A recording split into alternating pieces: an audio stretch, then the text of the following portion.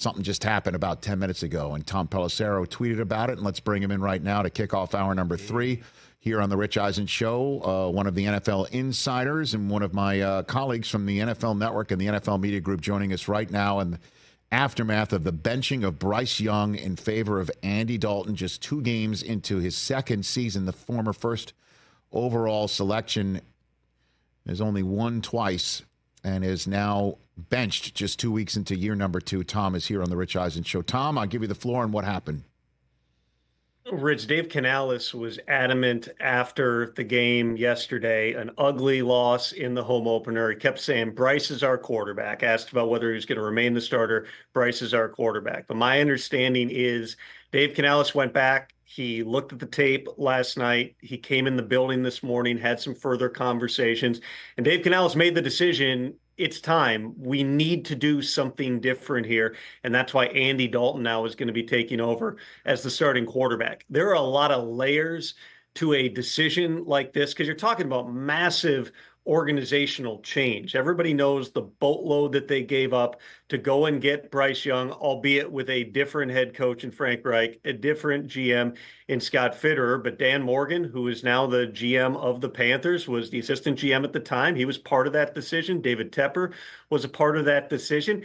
It seems like it just boiled down to they couldn't go on like this. They couldn't continue to let Bryce Young go out there and get pounded the way that he did and have the offense unable to function the way that it was. Andy Dalton, at minimum, can operate the offense. He's 36 years old. He started like 150, 160 NFL games. You know what you're going to get from him. They feel like they had put more weapons around the quarterback position this year, not just in terms of trading for Deontay Johnson and drafting a running back in Jonathan Brooks, who we have not yet seen on the field. They've made other additions up front in terms of paying guards a lot of money. It was all built with give Bryce Young the best chance to succeed, but it still doesn't look right. And at this point, when you're talking about being a first-time head coach who's trying to maintain your credibility in the locker room, it would be hard for Dave Canales to look people in the eyes and say our best chance to win right now is with Bryce Young at quarterback. There's going to be a time, and it's not that far away, to talk about what this means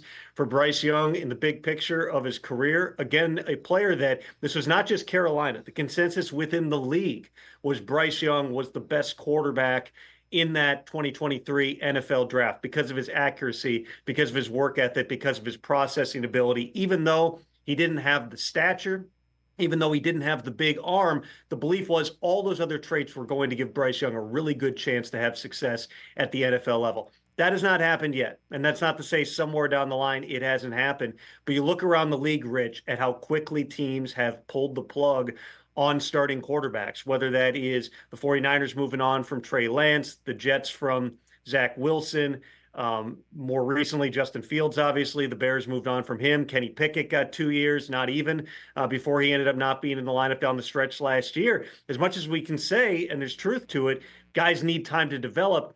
When it doesn't pass the eye test, and this entire Panthers team has not passed the eye test to this point this season, the one position where you can create a sea change is at quarterback. They're still really shorthanded on defense. They've still got issues they got to resolve as an offense here. But the one thing you could do to try to shake things up before the season really slides away from you is make a quarterback change. And so a very bold move by Dave Canales, making that decision overnight and into earlier today. He informed the quarterbacks, Rich, a few minutes before I put the tweet out that announced this news. You can imagine that this is a heartbreaking moment for Bryce Young. It's an opportunity for Andy Dalton, and there's no question it's a shakeup in Carolina. Well, I'm just looking here. Those are the only 2 quarterbacks on the depth chart right now. I mean, they've got Louisville quarterback Jack Plummer on the preseason standout. Is it right? I mean, he's a rookie. He's on the practice squad.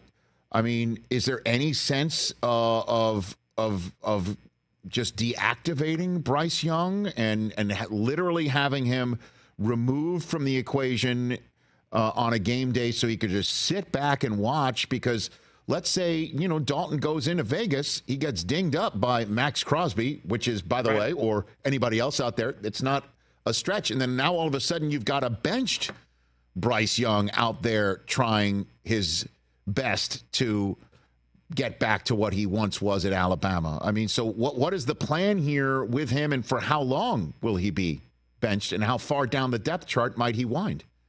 It's a great point, Rich. And also remember this, they're facing this team this week, a Raiders team that just beat the reigning NFL MVP and has a defensive coordinator in Patrick Graham, who is one of the hardest guys to game plan against in the NFL because of the volume of stuff he's throwing at him. So again, to put Andy Dalton, who at least has been there and he's seen it, it does make a sense at this point. It creates all these other effects in terms of what the number 2 position is going to be. There are veterans out there, whether it's guys on practice squads, like we saw the Dolphins grab Snoop Huntley earlier today. There are guys on the street. I don't know that you want to go in with Jack Plummer as opposed to Bryce Young here. Those are decisions that they're still going to have to make. What I can tell you is, again, Dave Canales made this decision. He watched the tape. It was based on what he was seeing on film. Dave Canales, remember, Rich, he was hired with the idea this guy can get the best out of Bryce Young. And he went back to the basics and breaking down the footwork and, trying to bring a positive energy that might have been lacking at times last year. So you could continue to, kind of bang your head against the wall on this thing and just hope it's going to get better. But when you're just seeing it be over somebody's head at this stage, you can understand where Dave Canales says, hey, right now, we just got to win a game. We got to find a way to go and be competitive because they've been non-competitive. Derek Brown's not coming back. They've got a secondary that they basically claimed off waivers at the cutdown deadline. I mean, the Panthers have a lot of issues beyond the quarterback here, but at least by putting Andy Dalton in, it gives you a chance to go and try to function and run your offense here. Exactly what they do at number 2, that remains to be seen. We saw Zach Wilson get demoted to number 3 a couple of years ago. Here, it's certainly a consideration. But the big sea change today is what they've done at the quarterback position. And it's going to raise all kinds of other questions, Rich, too. And again, it's very early in the season. They're thinking, let's try to win some games, get this thing going the right direction.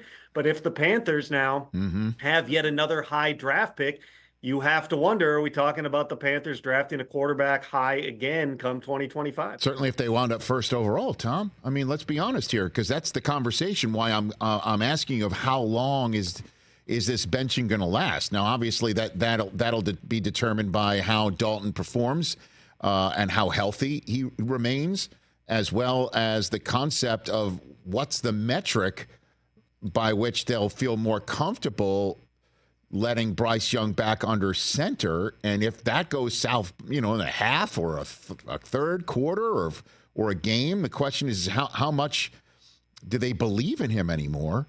It's wild. There's not a lot of right. There's not a lot of history of a franchise quarterback, much less a first-round pick that you gave up as much as they did to go and get him, has been benched and then come back and played well later. It's not totally unprecedented. We've seen other, quarterbacks. I mean, Sam Darnold's an example right now, but that took 6 years and 4 different teams for him to start to, be able to capitalize on the potential. In these types of situations, you kind of have to weigh it out this way, I think, Rich, which is as much as Dave Canales, again, kept saying Bryce is our quarterback, and you learn, right? You learn from these hard opportunities. There is a point at which you're not learning anymore. You're just getting your ass kicked. And Bryce Young and the Panthers were getting their ass kicked over the past couple of weeks and going through last season when they went 2-15 in his rookie year. That was always my concern with Bryce Young, was just the level of shrapnel that he was taking. And even though coming out of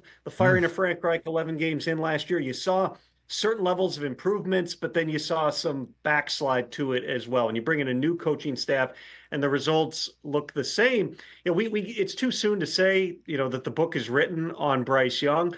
But the first chapter of Bryce Young and the second chapter of Bryce Young in Carolina haven't been very good yet. There's going to have to be a pretty significant plot twist for this thing to work out for him in Carolina. Nobody could have thought going into the season we'd be 2 games in and talking about Bryce Young going to the bench, but that's exactly what the breaking news was this morning. Bryce Young is headed to the bench, and Andy Dalton is going to be starting for Carolina week 3 at Vegas. Catch the Rich Eisen Show every single day on the Roku channel, 12 to 3 Eastern, for free.